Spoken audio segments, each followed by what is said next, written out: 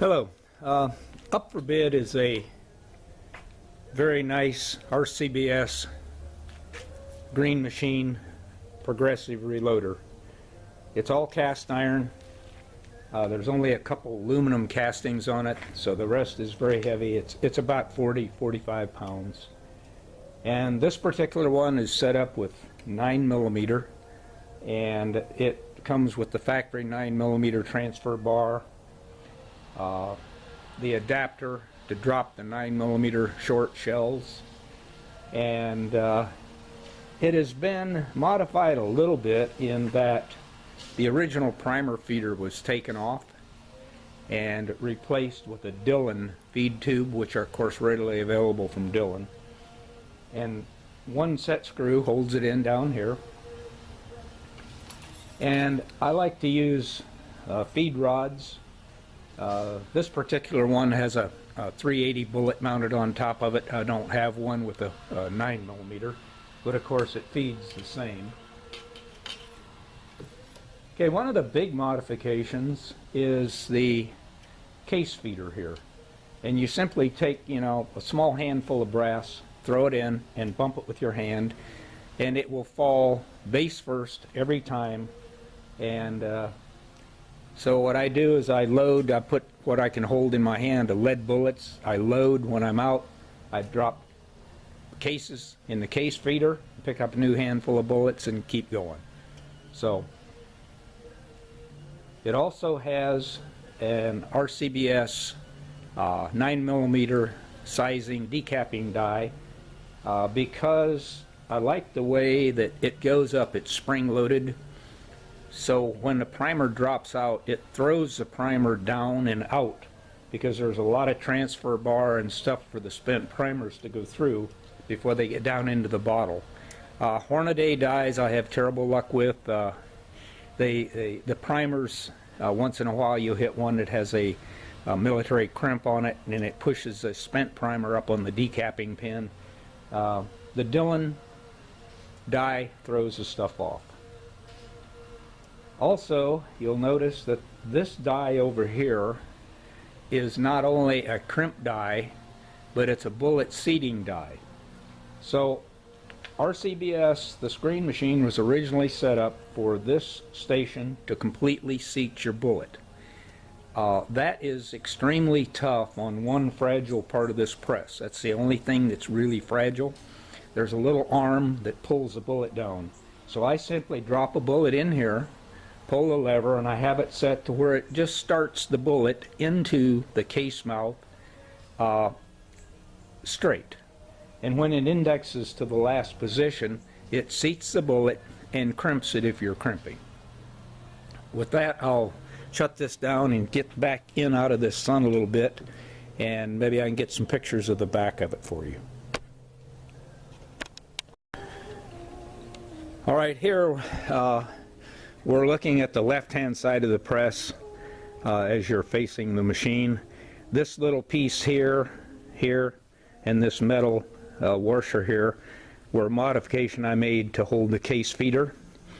It's very easy to put it back to its original form if you want to. I would never understand why you would. When you see this in action, you'll see how nicely this works. I'm going to move over a little more. Okay, I'm not a good video person, so we're looking into the sun, but nevertheless, here's the back of it. You can see it's very clean. It's been taken well care of. It's been kept in an air-conditioned and heated loading room. I'm going to move to the other side. All right, this is the right-hand side. This is the chute here that ejects the loaded bullets. Here is the die I was talking about that does the seating as well as the crimping. This little link right here is the part that I was telling you that on these machines is quite fragile. It's the only thing I've ever had break on one of them. So with that, I'm going to get it back inside and get it set up and load some bullets. All right, I'm going to try to show you how the case feeder works. You know, take 10 or so, drop them in the bowl, and you see them already starting to fall down, just that fast.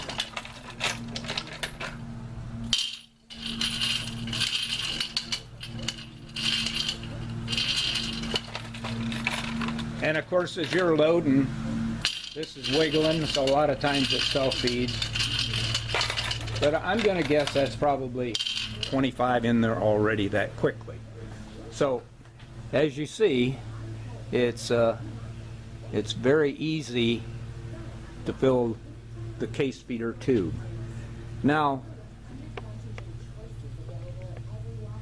before I start, of course, I always make sure that the case feeder tube's full, the primer tube is full, and this will hold 100 rounds, and of course with that, this is sticking way up. Now I'm not going to put 100 in here because I don't plan on loading 100. Then I would just have to get all the primers and everything out of it before I ship it. And as you see, the powder is quite low, and that's for a purpose. I also don't want to have to empty all the powder and all that stuff. So when you start, of course, make sure your powder is full, primers are full, case feed is full. And with that, I'll be back with a chair so I can show you how it works.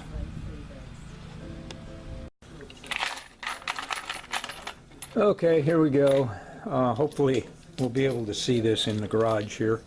Going to drop a handful of brass in the case feeder.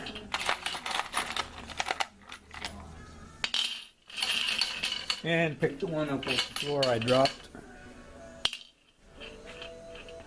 Alright, and as I stated before, not much powder in the powder feed in the hopper, but I'm not going to load a whole lot here. Alright, so we've got the 2 pins engaged to operate the powder rotor. This is full of brass. We have primers and powder. So now with any of these inline or even a Dillon 1050, when you're loading a short case like a 9 and filling it pretty much with powder like we are with this Unique, it will, when it's stepping from position to position, it will chink powder out. So I've developed a habit. I simply put my finger over the hole. This is where the powders drop, so just in this station, and that keeps any powder from chinking out or getting on the press. So I have a few bullets, the lead part in my hand.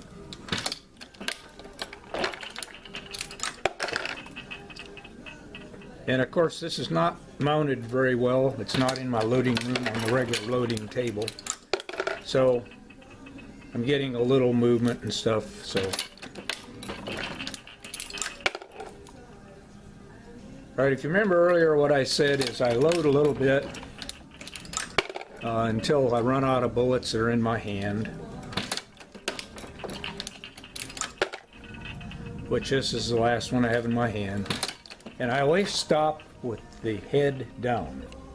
Then I simply grab another 10 or 15 of the brass, drop them in, you can hear them going down, pick up another small handful of lead, and continue on my way.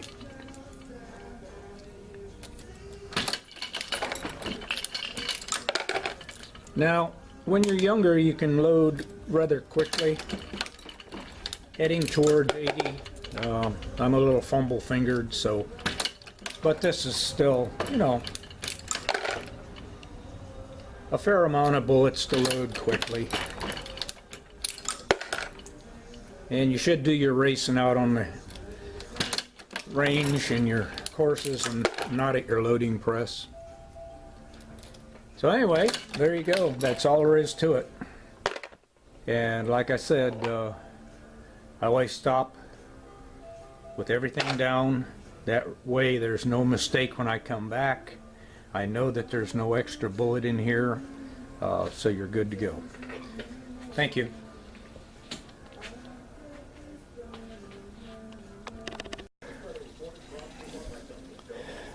What I'm going to do is remove the brass feeder.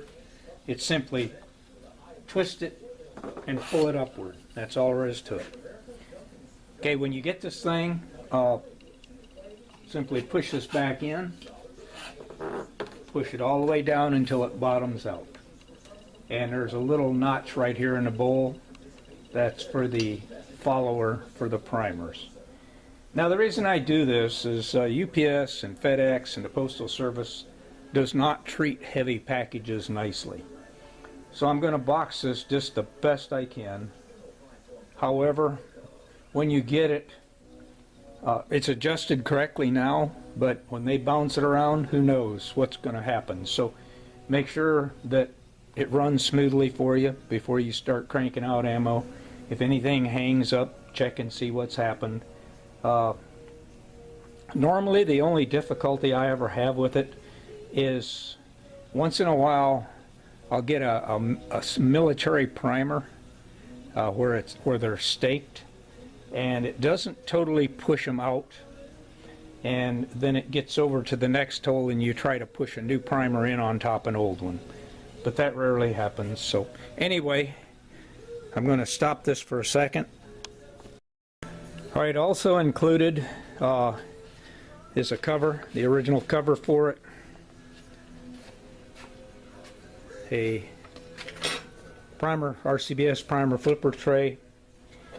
One of the original primer feeds, which by the way, my suggestion is to throw it away. They never were any good. A couple alignment pin and a wrench, a brass catcher, cartridge catcher, so when the loaded rounds come out, it'll hit that. This is a Dillon pickup tube. The only thing that ever goes wrong with these pickup tubes is this little plastic tip right here will wear out. Call Dillon, they'll send you a new one at no charge. Be careful you don't lose a little hairpin cotter key. So simply pick your primers up, flip it upside down, make you dizzy here. Go up to this plastic here and pull the pin, and all 100 primers will fall right down in. And then we talked about this this follower rod before. Of course, that goes in here like so, and when it's empty, it's sitting right down flat. So that's about all I can tell you about it. Talk to you later.